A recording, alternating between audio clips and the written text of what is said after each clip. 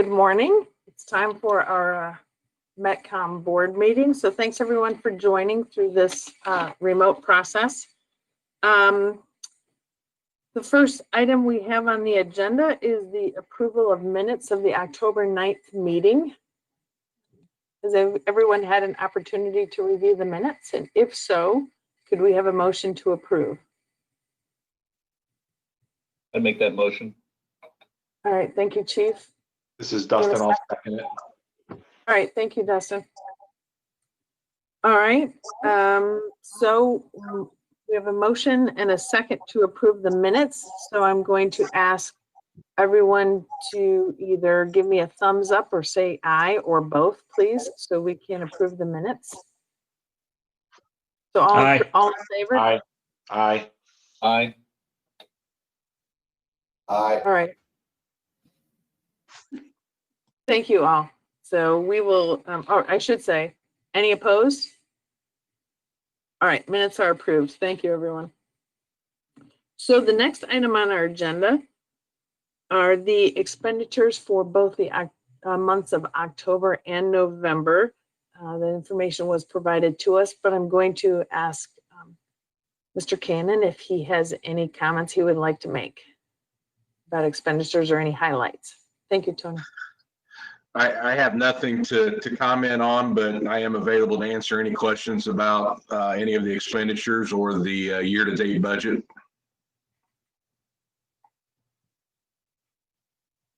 Do we have any questions for Mr. Cannon? Apparently not. We probably don't need any formal action because those items have already been approved by the county board. So thank you for that. We're flying through this agenda, folks. Wow. So that brings us to department matters. And so that allows me to turn things over to Director Cannon.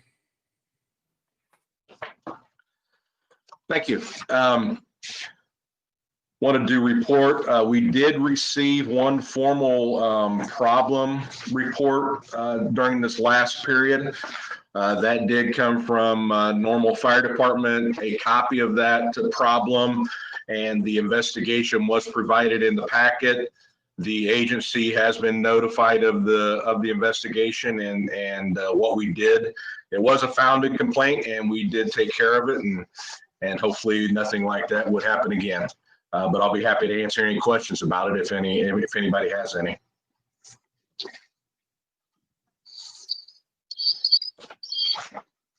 I don't hear any questions, Mr. Cannon. So are there any other things that you would like to highlight in your report regarding staffing and the other items? Yeah, as I mentioned last meeting, we were down one supervisor. That supervisor chose to go back to the floor. And during that time, I mentioned that we had a TC in training. Unfortunately, that telecommunicator did not survive the training process, making it us only have 23 fully trained telecommunicators. We have chosen to hold off on posting for that supervisor position outside of house. It was posted within Metcom with no interest, but we did choose to hang off until the end of the year for that and the new TC position. So that'll be posted in January, and hopefully we'll get some candidates for both those positions and get those in the training program. We have, as far as staffing goes, just as a point of interest, this year, we did have 6 positive tests at different times for our entire department, all of which are now over with. We handled them the best we could, did not create any major staffing issues for us. And we are currently, we'll be currently fully staffed next week because we do have one out on maternity leave. But once she's back, we will have our full complement of trained TCs. So that's pretty good deal for us. Other updates that I just wanted to quickly provide you on, really there's a couple of major things that have been going on. We are in the process of putting in new console furniture on the dispatch floor. That has been a huge project, and Dave Warner has been working tirelessly on that, and we do thank him. He's been assisted by Brandon Lacey. It's been a lot of hard work. Currently, the telecommunicators are working in our boardroom, and I am told that next week we should start moving back in, barring any major issues. But it's a bevy of activity out there, and it's all good. The other thing that I wanted to just update this board on, even though it's a ETSP issue, while the console project's going on, there's also the major phone project going on where we have received new equipment, continuing to work on phasing out Frontier from our agency, and that is with a few minor snafus, fairly on track. And we are expecting to be fully operational with that next month as far as in digital taking over our Vesta equipment. So that's all good news, but it's been extremely busy for a couple of folks out there, out of the ordinary. All right. Thank you for that update. Does anyone have any questions for Director Cannon? Hey, this is Jeff. I have just a couple of maybe quick questions, Tony. I think there's been recently some issues with paging for the rural departments. Has that been resolved? And is that we did have to replace the rural fire paging radio, and that has been replaced and fully operational. I have not been made aware of any recent issues with that. Okay, we yesterday had some calls. Chief was calling because paging wasn't working for us, and he was individually calling folks. So, but pager went off this morning, seemed to have worked. So I was just asking if that was something we'd perceive going forward. So, the other go ahead, Tony. I'm sorry. Was Metcom notified of that issue? Well, I think I'll do some follow up on that, Tony. Maybe shoot you an email and just make sure that we're all aligned. But I know our chief was calling people yesterday to help assist normal on a field fire. So I'll follow up on that. We'll take the whole board's time for that today. Okay. Other question I have is, I don't know if this is the right venue. If it's not, just tell me that. Been hearing some rumblings around about Starcom.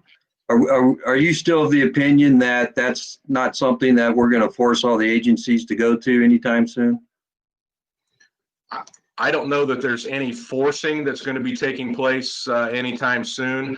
My goal is to eventually move every agency to that. That is the preferred method of radio communication for Metcom. It's the most reliable, has been for, we've been on it for 14 years now. So that's kind of what we would like to do, but we understand the financial constraints that many of the agencies have. Fortunately, there has been a lot of radios donated to many of the agencies. I do not know what the current status is. I don't believe there's just a handful of agencies left that would need to move over. Okay. All right. That's helpful. Thank you. I had a question, Tony, about the problem report. Sorry I didn't jump in when you talked about that. I guess I'm confused about the way it was described. I'm sorry if you had to be brief, I'm sure, but was it a mistake of both the ambulance contacting the wrong hospital as well as 911? The only thing I'm aware of is our telecommunicator made that error. Okay, but the ambulance should have been in touch with the hospital also, not just 911. I can't answer for that service. All I can say is, we were asked to contact the hospital. We contacted the wrong hospital. So, we made an error there. As far as what happened in the field, I'm not aware of what their procedure is. It just doesn't make sense because the ambulance should always be in touch with the hospital, not necessarily through you guys after they're notified. I mean, it should be a direct call to the hospital from the ambulance reporting about the patient. And this was a stroke patient, by the way. I don't know if some of the staff knows what the meaning of that was, but the FAST scan that they did, it implies the patient has a likely type of stroke. And the reason why that's important in the hospital, in case some other members are interested, is that the hospital will clear out the CT scanner so the patient can be brought directly there. Sometimes the CT scanner is backed up from other emergencies, but they'll put those on hold and right away send the patient into the CT scanner, almost barely even passing through the ER. Dr. Griffith, that's a good point. We'll certainly follow up because I think we need to make it clear and identify where things went awry on that call and make sure it doesn't happen again in the future. So those are good points. We'll check into that. All right, I think it's just good to make sure we clarify all that so we all learn from it. Absolutely. I agree. Thanks for asking that question. I would not have known about that. So thank you. Any other comments or questions under Director Cannon's report? All right, hearing none. We have one item proposed that does require action. It's a biggie. It's our 2021 meeting schedule. It was sent with the meeting packet. The meeting dates for 2021 are February 12, April 9, June 11, August 13, October 8th, and December 10th of 2021. So I would ask that we formally adopt the 2021 meeting schedule. So if we could have a motion and a second, that would get us going.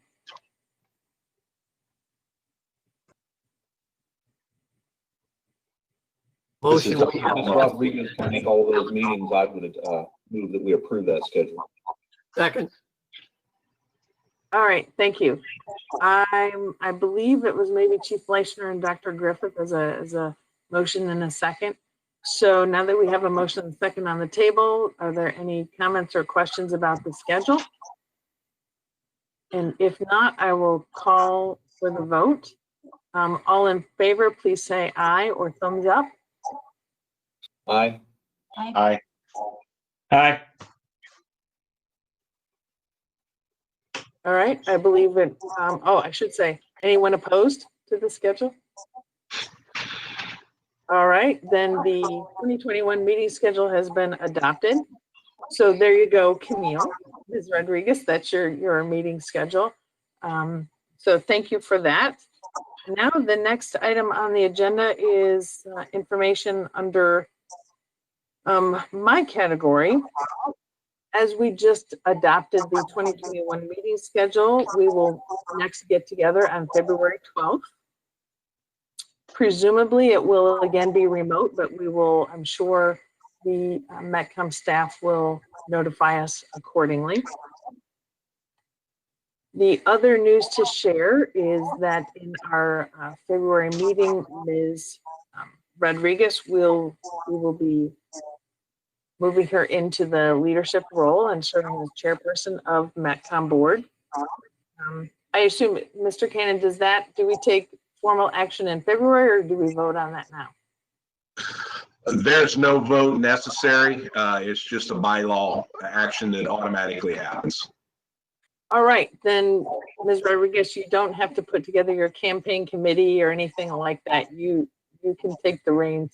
All right. Thank you. The other thing I wanted to mention, I had a note of something. Yes, and I guess technically it would fall under the other general business and communication category. But some of you may be aware it did receive some public attention about a week ago. Both Mayor Renner and Mayor Coos participated, as did the city manager of Bloomington and myself, in the Chamber of Commerce's annual State of Bloomington Normal address. During that address, Mayor Renner indicated that it would be Bloomington's goal to rejoin Metcom. And so that will be a discussion topic. We will, Ms. Rodriguez and I will be talking with Mr. Gleason, City Manager of Bloomington, in January to start those conversations in a little more detail to figure out how and if to move forward in that regard. And so I just, since that was a public comment made a week ago, I just wanted to make sure we all were aware of that and that those conversations will commence. And we'll see where it goes, but we will be talking at the administrator level starting in January. And certainly we will be communicating with Mr. Cannon as well as we talk about what a centralized communication system would be if Bloomington were part of it. So that's the only other business item I have to report. Does anyone have any other general business or communication to share? Mr. Cannon? I failed to update the board during my portion. Just a real quick, we did present the Metcom budget through the county board process and with the full county board approval. I just wanted to let this board know that that did occur.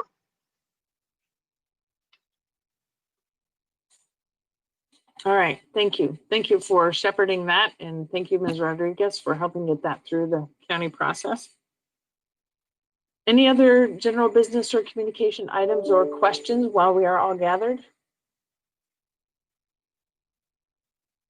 All right, and the next item on our agenda is public comments or questions.